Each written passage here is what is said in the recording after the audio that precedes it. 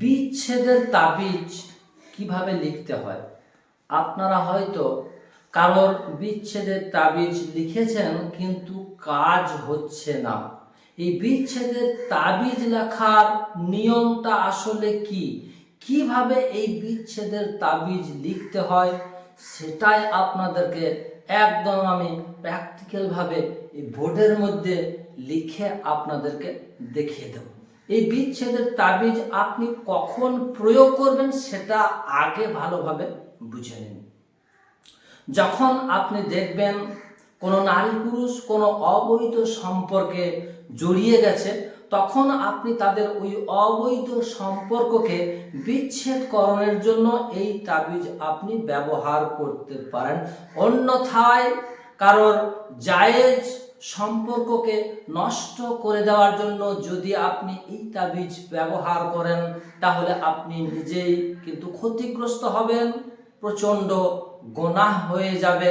কাল কিয়ামতের মাঠে কিন্তু আপনাকে জবাবদিহি করতে হবে। এজন্যই জায়েজ পন্থায় যেগুলো অবৈধ সম্পর্ক, তাদের ওই অবৈধ সম্পর্ককে নষ্ট করার জন্য আপনি কোন তাবিজটা দিবেন, কেমনভাবে সেটিকে লিখবেন আর কেমনভাবে প্রয়োগ করবেন সেটি এখন দেখে নেন। সরাসরি এখন চলে যাব বোর্ডের মধ্যে, খুব ভালোভাবে লক্ষ্য করবেন। প্রথমে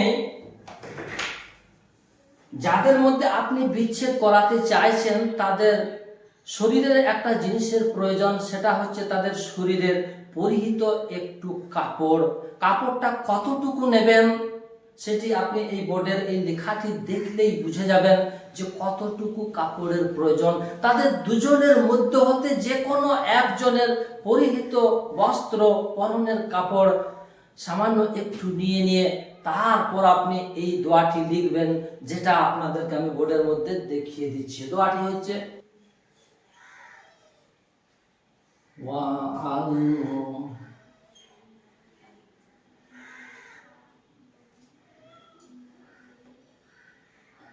وألقينا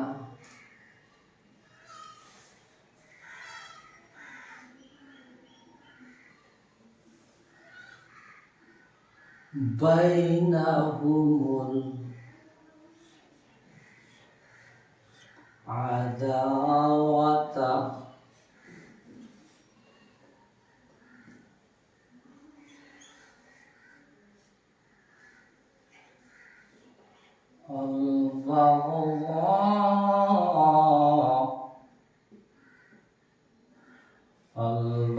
البغضاء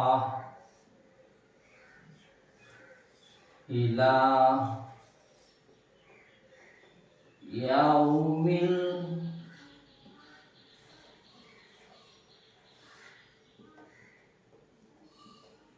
القيامة وألقينا بينهم العداوة والبغضاء إلى يوم القيامة। এই ছোট্ট এই দোয়াটি লেখার পরে এইভাবে একটা দাগ দেবেন। এইভাবে একটা দাগ দেওয়ার পরে আল্লাহ শব্দটা একবার লিখবেন। এইভাবে প্রথমে লিখবেন ডান দিকে, তারপর আরেকবার লিখবেন বাম দিকে, দুই সাইডে দুইবার লিখবেন। তার নিচে আবারও আরেকবার লিখবেন আল্লাহ, বাম সাইডে আবার একবার লিখবেন আল্লাহ।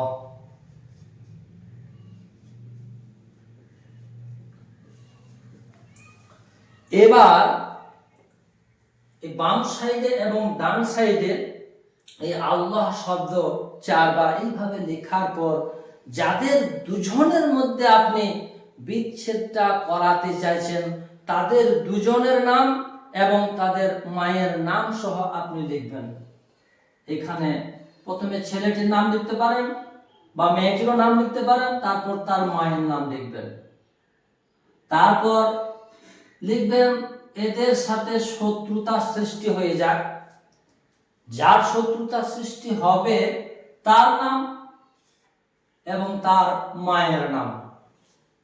মাঝখানে এই কথাটি আপনি উল্লেখ করবেন যে এদের মধ্যে শত্রুতা সৃষ্টি হয়ে যাক। এইভাবে তাদের পরিহিত কাপড়ের মধ্যে এই দোয়াটিকে লিখে নেওয়ার পরে এবার আপনি কি করবেন ভালোভাবে শুনে নিন। 2 টুকরা কাগজে কিন্তু এই তাবিজটি আপনাকে লিখতে হবে।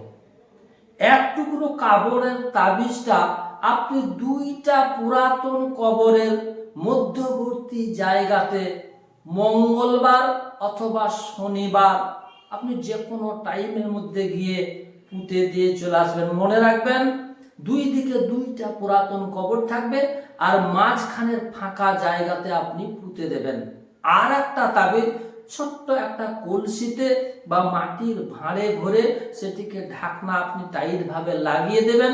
লাগিয়ে দেওয়ার পর নদীর কিনারে যেখানে পানি চলে যায়, নদীতে পানিটা যে লেভেলে বয়ে যাচ্ছে সেই লেভেলে আপনি ওই মাটির কলসিটাকে বা ভাঁড়টিকে পুঁতে দেবেন, যাতে করে পানির স্রোত ওই মাটির ভাঁড়টির গায়ে লেগে বয়ে চলে যায়।